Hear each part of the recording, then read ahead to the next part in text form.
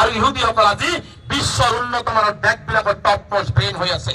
আজি আপুনি যিমানেই মাৰিব, যিমানেই অত্যাচাৰ কৰিব, সিমানেই আমি গণতান্ত্ৰিকভাৱে সংবিধানক বিশ্বাস কৰি কলমৰ জৰিয়তে আমি যুদ্ধ চলাই আমি মানুহ হিচাপে অসম তথা ভাৰতবৰ্ষক বিশ্বৰ দৰবাৰত চিনাকি দিবৰ কাৰণে আমি আগবাঢ়ি যাম। আমাক কোনো মানুহক দমন কৰি ৰাখিব নোৱাৰে। ইতিহাস সাক্ষী আছে, ইতিহাস সাক্ষী আছে। ইতিহাসে যেতিয়া যিদিনাখন আমাৰ ভাগ্যৰ পৰিৱৰ্তন আৰম্ভ কৰিব, মুখ্যমন্ত্ৰী 25টা 50টা আহিলেও আমাৰ ভাগ্যক আপুনি ৰখাব নোৱাৰে। আজি মই মুখ্যমন্ত্ৰীক বাৰে বাৰে কৈছো যে আপুনি, আমি মেমৰেণ্ডাম দি আছো, আমি ডিচিক জনাই আছো যে এইসকল মানুহক মাটি ক'ত দিয়ে, মাটি দিয়া হ'ব, ক'ত দিয়ে আপোনাৰ এই চহৰত 2 চাইডে ব্ৰহ্মপুত্ৰ নদী, তাৰ মাজত মানুহ থাকিব লাগে, হয় নাই?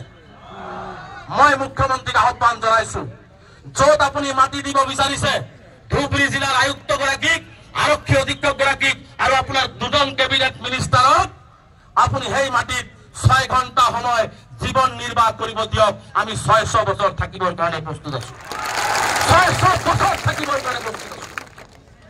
এই ভূমি আমাক দিব লাগিব, ভাৰতীয় নাগৰিক, আমি বেচা নাই। মুখ্যমন্ত্ৰীয়ে কয় সংখ্যালঘুসকলে 600-700 বিঘা মাটি দখল কৰিছে। পৃথিৱীত কোনো মুছলমান দেখিছো নেকি কোনো মুছলমানে 600-700 বিঘা মাটি দখল কৰে? উৰিয়াম ঘাটত ড্ৰোন লগাই দেখাই দিয়ে তই কিমান তামোল বাগান কৰিছে। মই মুখ্যমন্ত্ৰীক চেলেঞ্জ কৰিছো, তামোল বাগান কাৰ কাৰ আছিল একবাৰ হোৱাইট পেপাৰ যোগে ৰাজহুৱা কৰক না, আমি জানিব বিচাৰিছো। অসমৰ ৰাইজে জানিব বিচাৰিছে তামোল বাগান কাৰ কাৰ। উৰিয়াম ঘাটত বাছি বাছি ধৰ্মীয় সংখ্যালঘুক উচ্ছেদ কৰা হল। কিন্তু সেই সোণাইৰূপা অভয়াৰণ্য তেজপুৰত, সোণাইৰূপা অভয়াৰণ্যত অশোক সিংগাল ডাঙৰীয়া, পদ্ম হাজৰিকাই প্ৰায় 40,000 মানুহক তাত বহাইছে। তাত বুলডোজাৰ চলাবৰ সাহস মুখ্যমন্ত্ৰী নাই, মুখ্যমন্ত্ৰী নাই।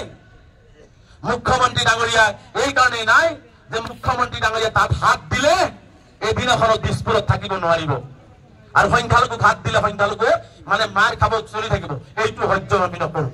আমাৰ স্পষ্ট কথা, গণতান্ত্ৰিক আন্দোলন আৰম্ভ হৈছে, প্ৰতিজন ভূমিহীন কৰা মানুহক ভূমি দিব লাগিব। কোনো পাট্টাদাৰ মানুহক উচ্ছেদ কৰিব নোৱাৰিব, কোনো পাট্টাদাৰ মানুহক উচ্ছেদ কৰিব নোৱাৰিব। যিসকল মানুহৰ ঘৰ বাৰী ভাঙিছে তেওঁলোকৰ ক্ষতিপূৰণৰ ব্যৱস্থা গ্ৰহণ কৰিব লাগিব।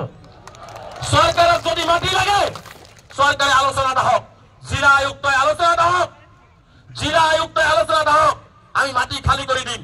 কিন্তু আমাৰ ল'ৰা ছোৱালী লৈ থাকিবৰ কাৰণে সুবিধা কৰি দিব লাগিব, দিব লাগিব নাই? আমি চৰকাৰী মাটিৰ যদি হিচাপ লোৱা যায়, বিজেপি দলৰ মন্ত্ৰী এমএলএ,